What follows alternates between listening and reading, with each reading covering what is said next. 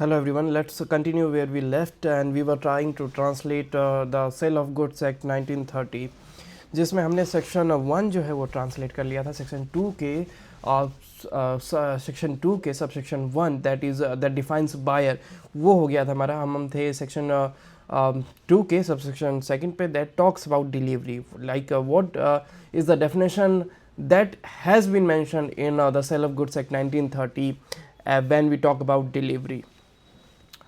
So basically translate करने से ये होगा कि हमें दोनों ही इंग्लिश और हिंदी दोनों में एक अच्छी नॉलेज मिल जाएगी कि वर्ड टू वर्ड क्या क्लैरिफिकेशन ये एक्ट हमें देना चाह रहा है, ठीक है, ये हमें क्या समझाना चाह रहा है। और Hindi is my mother tongue, my native language, and English is as you know the official language of Delhi. So दोनों की कोऑर्डिनेशन जो है, दोनों का संतुलन जो है मेरे पास होना चाहिए, and that's why I am translating it. Apart from that आप भी इसको ट्राई कर सकते हैं अपने नेटिव लैंग्वेज और इंग्लिश में, so that it will be beneficial for you as well. So we were on second, that is delivery. Delivery means voluntary transfer of possession from one person to another. In Hindi that means परिधान। परिधान से एक व्यक्ति से परिधान से एक व्यक्ति से दूसरे व्यक्ति को कब्जे का स्वेच्छा अंतरण अभिप्रेत है। परिधान से एक व्यक्ति से दूसरे I am wait a minute, I am just I should do something. इसको चेंज कर देता हूँ।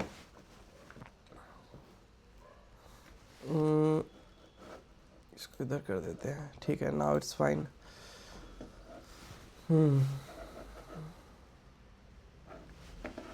परिधान से एक व्यक्ति से दूसरे व्यक्ति को कब्जे का सर्वे, and don't mind my English, I know कि बहुत सारे मिस्टेक्स होंगे बट इग्नोर करना। स्वेच्छा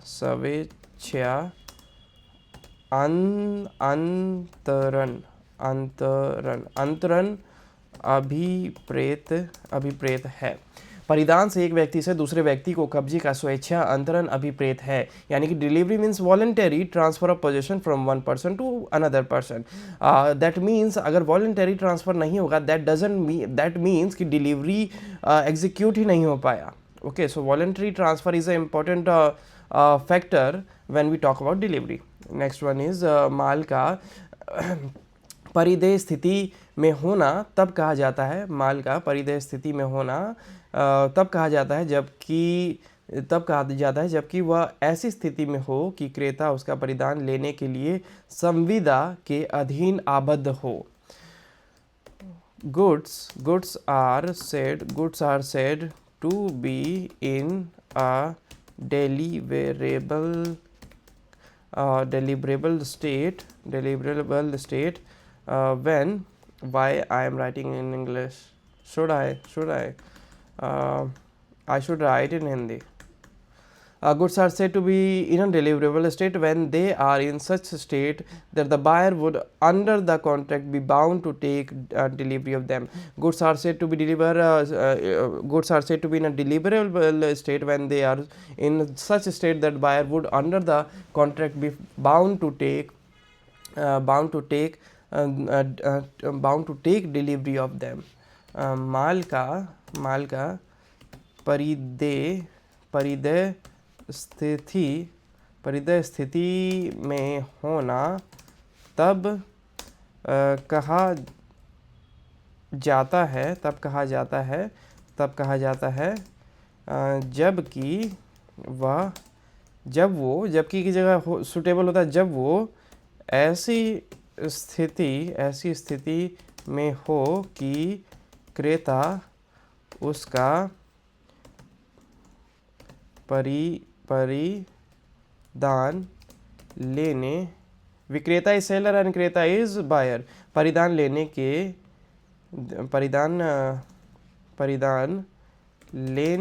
के लिए संविदा के अधीन आबद्ध हो, संविदा के अधीन आबद्ध हो। माल का परिदेय स्थिति में होना तब कहा जाता है जबकि वो ऐसी स्थिति में हो कि क्रेता उसका परिधान लेने के लिए संविदा के अधीन आबद्ध हो।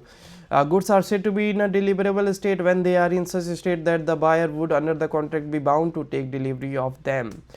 Fourth section talks about माल पर हक की दस्तावेज के अंतर्गत वाहन पत्र, डाक वारंट, भंडागारिक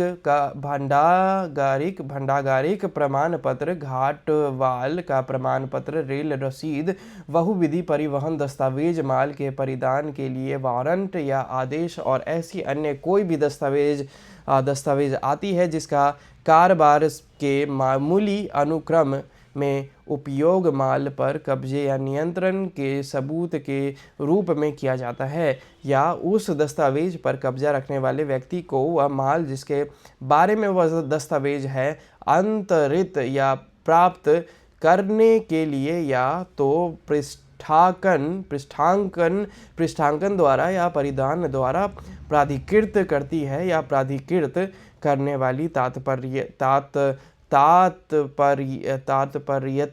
तात्पर्यत है। This one is hard. माल पर हक की दस्तावेज के अंतर्गत वाहन पत्र, डाक वारंट, भंडागारिक प्रमाण पत्र, घाटवाल का प्रमाण पत्र, रेल रसीद, बहुविधि परिवहन दस्तावेज, माल के परिधान के लिए वारंट या आदेश और ऐसी अन्य कोई भी दस्तावेज आती है जिसका कारोबार के मामूली अनुक्रम में उपयोग माल पर कब्जे का या नियंत्रण के सबूत के रूप में किया जाता है, या जो उस दस्तावेज पर कब्जा रखने वाले व्यक्ति को वह माल जिसके बारे में वह दस्तावेज है अंतरित या प्राप्त करने के लिए या तो पृष्ठांकन द्वारा या परिधान द्वारा प्राधिकृत करती है या प्राधिकृत करने वाली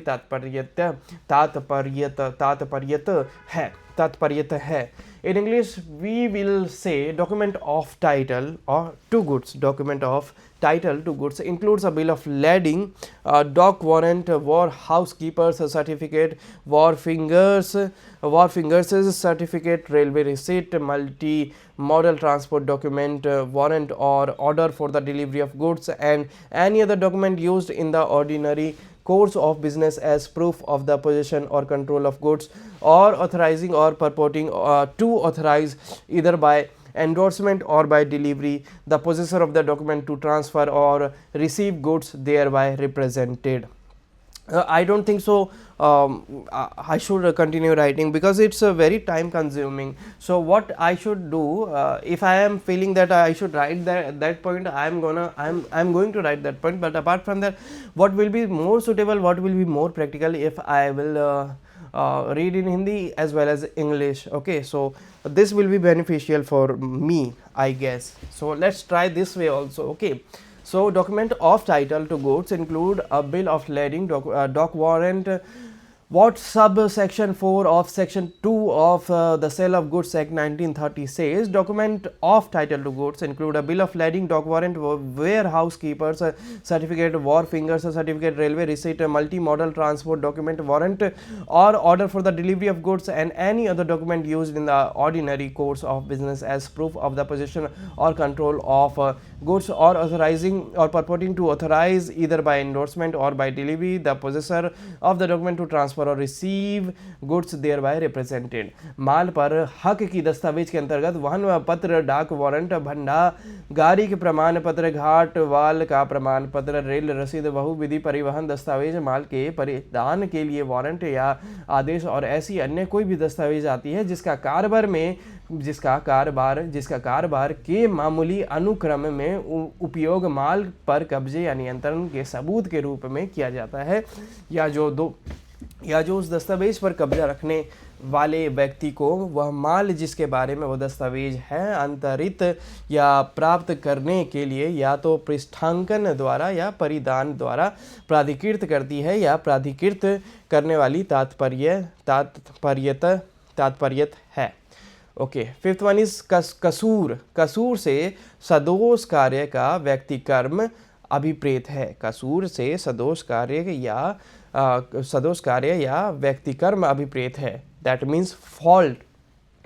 If we see Subsection 5, it talks about fault. Fault means wrongful act or default. कसूर से सदोष कार्य. सदोष कार्य is wrongful act या व्यक्ति कर्म यानी कि डिफॉल्ट अभिप्रेत है. अभिप्रेत मीन्स कसूर से सदोष कार्य या अभिक्रम अभिप्रेत है यानी कि फॉल्ट मीन्स रॉन्गफुल एक्ट और डिफॉल्ट. 6 इज भावी माल. भावी माल से यानी कि in English future goods. Okay, so sub section 6 talks about भावी माल. भावी माल से वह माल अभिप्रेत है जिसके विक्रय की संविदा करने के पश्चात विक्रेता को विनिर्मित या उत्पादित या अर्जित करता है. भावी माल से वह माल अभिप्रेत है जिसे विक्रय की संविदा करने के पश्चात विक्रेता को विनिर्मित या उत्पादित या अर्जित करता है. Future goods means goods to be manufactured or produced or acquired by the seller after the making of the contract of sale. Future goods means goods to be manufactured or produced or acquired by the seller after the making of the contract of sale. Future good means goods to be manufactured or produced or acquired by the seller after the making of the contract of.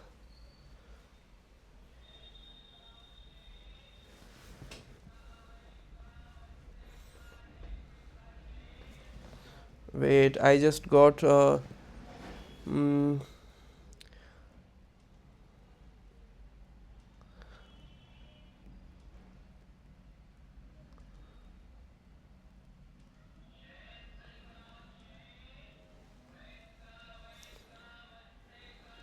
someone has just commented, you are definitely wrong. This India is a consumption based economy, which is an ideal economy. You have not studied demographics.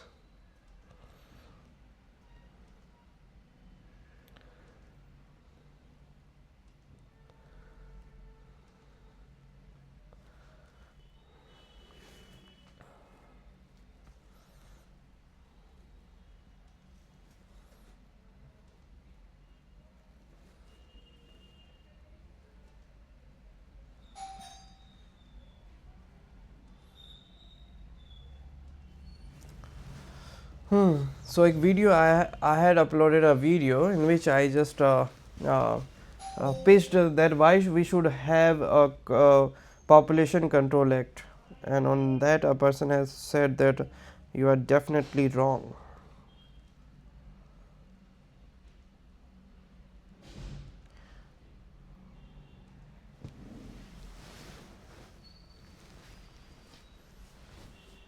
Okay, so भावी माल से वह माल अभिप्रेत है जिसे विक्रय की संविदा करने के पश्चात विक्रेता को विनिर्मित या उत्पादित या अर्जित करता है. अर्जित is acquire. Okay, so future goods means good to be manufactured or produced or acquired by the seller after the making of the contract of sale. Okay, the 7th one is mall.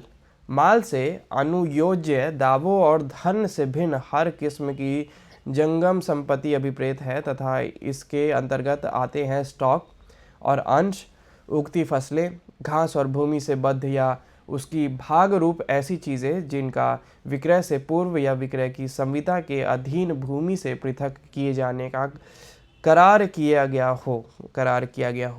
Goods means every kind of movable property other than actionable claims and money. Actionable claims and money. Okay, so actionable claims and money will be excluded, will not be counted as goods as per the Sale of Goods Act 1930. So goods means every kind of movable property other than actionable claims and money and include stock and shares.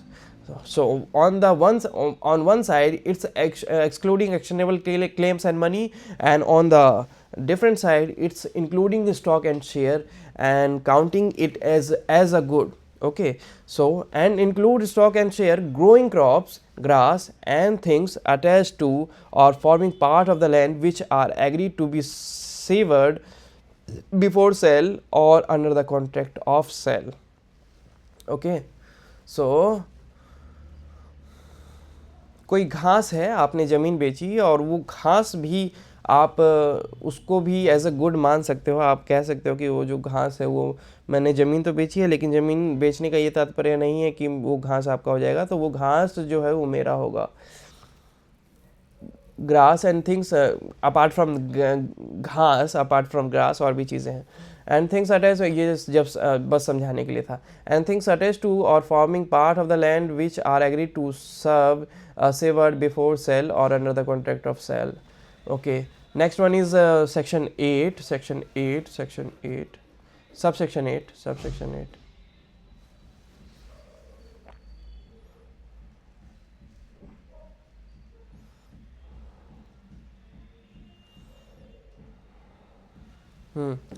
Subsection 8, वह व्यक्ति दिवालिया कहलाता है जिसने कारोबार के मामूली अनुक्रम में अपने ऋणों का संदाय बंद कर दिया हो, या जो अपने ऋणों का जैसे जैसे वे सौदे होते जाएं संदाय न कर सकता हो, चाहे उसने दिवालियेपन का कोई कार्य किया हो या नहीं।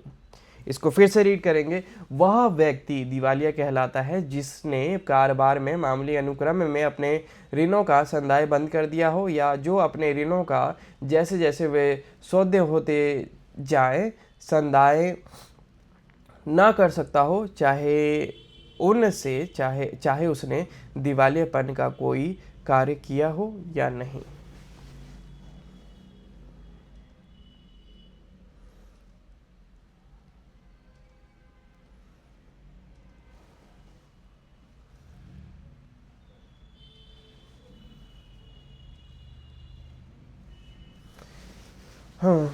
So in English,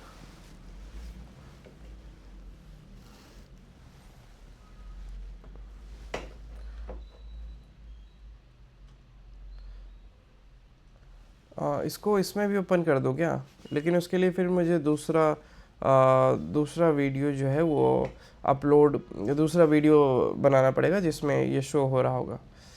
what should I do?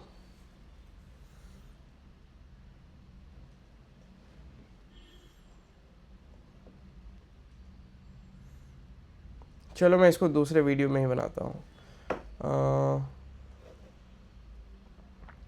8 पहले पूरा कर देते हैं। वह व्यक्ति दिवालिया कहलाता है जिसने कारोबार में मामूली अनुक्रम में अपने ऋणों का संदाय बंद कर दिया हो, या जो अपने ऋणों का जैसे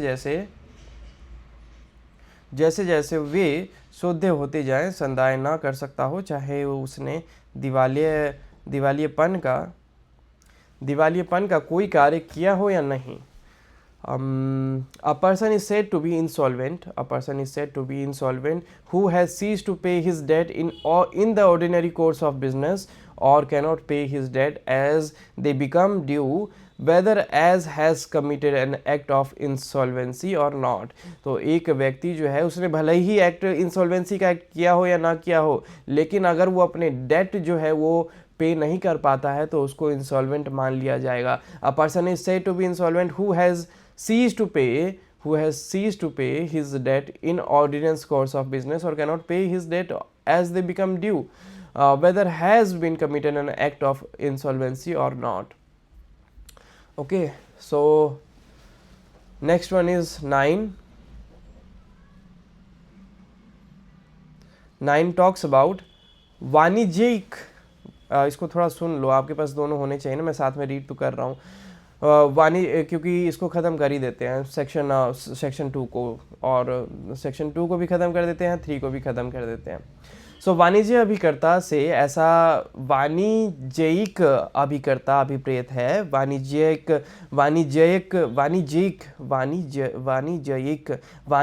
अभिकर्ता से ऐसा वाणिज्यिक अभिकर्ता अभिप्रेत है जो ऐसा अभिप्रेत होने के नाते कारोबार के रूढ़िक अनुक्रम में या तो माल के विक्रय या विक्रय के प्रयोजनों के लिए माल के परिशन का, या माल के क्रय या माल की प्रतिभूति पर धन खड़ा करने का प्राधिकार रखता हो।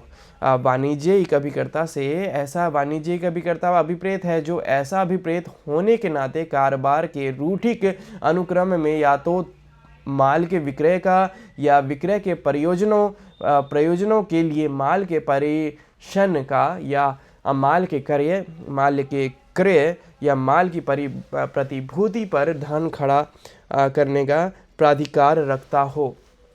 In English, mercantile agent. We are talking about mercantile agent. The definition has been mentioned in subsection 9 of section 2 of the Sale of Goods Act 1930. So when we will open section 2 of the Sale of Goods 1930 in section 2 in subsection 9 we will see the definition of mercantile agent. So mercantile agent means a mercantile agent having in the customary course of business as such agent authority either to sell goods or to consign goods for the purposes of sale or to buy goods or to raise money on the security of goods. So who is mercantile agent? Means a mercantile agent having in the customary course of business as such agent authority either to sell goods or to consider goods for the purpose of sale or to buy goods or to raise money on the security of goods. So this was subsection 9. We will see section 10. कीमत यानी कि price.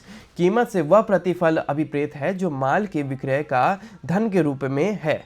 कीमत से वह प्रतिफल अभिप्रेत है जो माल के विक्रय का धन के रूप में है.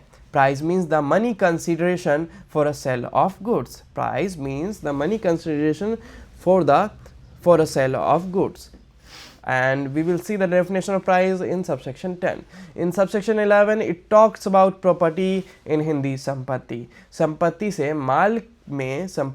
माल में की साधारण संपत्ति ना कि केवल कोई विशेष संपत्ति अभिप्रेत है. संपत्ति से माल में की साधारण संपत्ति ना कि केवल कोई विशेष संपत्ति अभिप्रेत है. Property means the general property in goods and not merely a special property. Okay, so the whatever general property of a product of a good should be there, that will be taken as property and not any special kind of property we are going to look in that which it doesn't have. Okay, so that is very easy and simple to understand that what is property. Whatever the feature of that product that we can see that product have, that will be called as that will be taken as property ना. So this is what subsection 11 is talking about. संपत्ति से माल में की साधारण संपत्ति ना कि कोई विशेष संपत्ति अभिप्रेत है. 11 माल की क्वालिटी के अंतर्गत उनकी स्थिति या दशा भी आती है. माल की क्वालिटी के अंतर्गत उनकी स्थिति या दशा भी आती है. दैट इज मेंशन इन 12 ना, subsection 12. Quality of goods includes their state और condition. Quality of goods include their state और कंडीशन. 13 इज विक्रेता. विक्रेता से वह व्यक्ति अभिप्रेत है जो माल का विक्रय करता है या विक्रय करने का करार करता है. विक्रेता से वह व्यक्ति अभिप्रेत है जो माल का विक्रय करता है या विक्रय करने का करार करता है. Seller means a person who sell or agrees to sell goods. Seller means a person who sells or agrees to sell goods. Next one is section 14. विनिर्दिष्ट माल से वह माल अभिप्रेत है जो उस समय जब विक्रय की संविदा की जाती है परिलक्षित और करारित किया जाता है तथा. ठीक है, इतना. विनिर्दिष्ट माल means specific goods. Specific goods means identified and agreed upon at the time of a contract of sale is made. So this is a specific goods. This is विनिर्दिष्ट माल. Next one is 15. उन पदों के जो इस अधिनियम में प्रयुक्त किए गए हैं किंतु परिभाषित नहीं है और भारतीय संविदा अधिनियम 1872 में परिभाषित है, वे भी अर्थ हैं जो उन्हें उस अधिनियम में समुदिष्ट है. that means expression used but not defined in this act and defined in the Indian Contract Act 1872 having the meaning assessed to them in that act. That what does this mean? This means that we have to read the definition that has been mentioned in Indian Contract Act 1872 as well. So we have 14 sections, we have 14 definitions in the Sale of Goods Act 1930. Apart from that, it is saying that there is any word which is mentioned here but not defined. We can take that meaning, we can take the meaning of that word if it is mentioned in the Indian Contract Act 1872, and we should take the meaning of that word from that that act if the definition of that word which we are seeing in the Sale of Goods Act is given in the contract, Indian Contract Act 1872. So this is what it is talking about. So next one is section 3, that is 1872 के अधिनियम 9 के उपबंधों का लागू होना। 1872 के अधिनियम 9 के उपबंधों का लागू होना। भारतीय संविदा अधिनियम 1872 के अनिरसित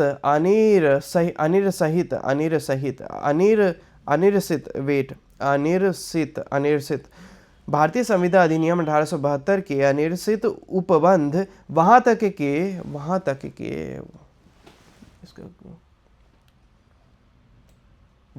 के सिवाय जहां तक कि वे इस अधिनियम के अभिव्यक्त उपबंधों से असंगत है, माल के विक्रय की संविधाओं को लागू होते रहेंगे। इसकी हिंदी वाला एक इसका बहुत मतलब त्रुटियां हैं हिंदी में। Section 3 is talking about application of provision of Act 9 of 1872. The unrepealed provision of the Indian Contract Act 1872 save in so far as they are inconsistent with the express provision of this act shall continue to apply to contract for the goods for the sale of goods. भारतीय संविदा अधिनियम के अनिरसित उपबंध वहाँ तक के सिवाय जहाँ तक कि वे इस अधिनियम के अभिव्यक्त अनुबंधों से असंगत है, माल के विक्रय की संविधाओं को लागू होते रहेंगे. So basically it is saying that this is a special good especially for the Sale of Goods Act, okay, and the Indian Contract Act is a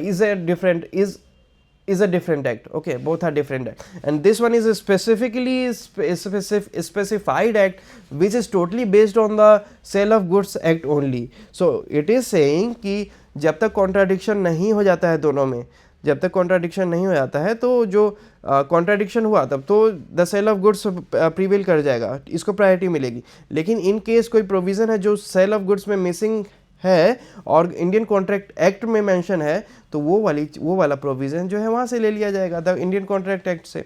that's what it is saying. Okay, so application of provision की the Indian contract act है वो भी apply होगा इसके लिए, इस पे for the sale of goods. Okay, but अगर कोई कॉन्ट्राडिक्शन आता है तब और इन दोनों के बीच में तब प्रायोरिटी मिलेगी किसको, the sale of goods act को. As simple as that.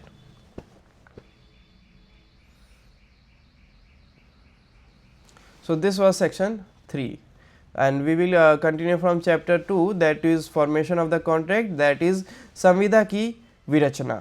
ठीक है, and in which we will read contract of sale, that is विक्रय की संविदा, formalities of contract, संविदा की प्रारूपिताएं, subject matter of contract, संविदा की विषय वस्तु. That's it. Apart from that, the price, condition and warranties and lot of more, and this much. It will go from section number 4 to section number 17, and we will continue it in our next video. Up till then, have a good time. Bye bye. See you.